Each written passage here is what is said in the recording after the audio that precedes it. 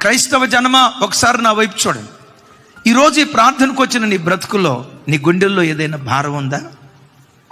కుటుంబాన్ని కూర్చో, పిల్లలను కూర్చో, ఉద్యోగాన్ని కూర్చో, వ్యాపారాన్ని కూర్చో, ఆరోగ్యాన్ని కూర్చో, వివాహం కావలసిన యవ్వన బిడ్డల వివాహాన్ని కూర్చో, పిల్లలు కోల్పోయిన ఉద్యోగాన్ని బట్టో, అప్పులను బట్టి అమ్ముకున్న ఇల్లును బట్టో, అయ్యో కనీసం ఉండటానికి ఒక ఆశ్రయం కూడా లేదే, నా బ్రతికేంటి ఎలా అయిపోయిందని ఓ తెలియని భారం నీ గుండెల్లో పెట్టుకొని వస్తే, గత కాలాల్లో ఎన్నో గొప్ప అద్భుతాలు చేశాడు కదా, అప్పుడు అద్భుతాలు చేసిన దేవుడు ఇప్పుడు కూడా అద్భుతం చేస్తాడు.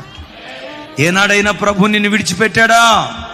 ఏనాడైనా ప్రభు నిన్ను అనాథన చేశాడా? ఏనాడైనా అన్ని ప్రజల మధ్యలో అవమానానికి దేవుడు అప్పగించాడా? ఆ రోజుల్లో కార్యం చేసిన దేవుడే ఇప్పుడు కార్యం చేస్తాడు. ఇక ముందును నిశ్చయంగా కార్యం చేస్తాడు. నువ్వు పుట్టిన నాటి నుండి నేటి వరకు ఎన్ని శౌర్య కార్యాలు దేవుడు నీ బ్రతుకులో చేయలేదు, ఎన్ని శౌర్య కార్యాలు నీ జీవితంలో చేయలేదు. ఇది జరుగునా అని అనుకుని ఎన్నెన్ని భీకర కార్యాలు నీ బ్రతుకులో చేయలేదు. గత కాలాలలో చేసిన దేవుడే నేటికి సజీవుడు. He's the commander of faith.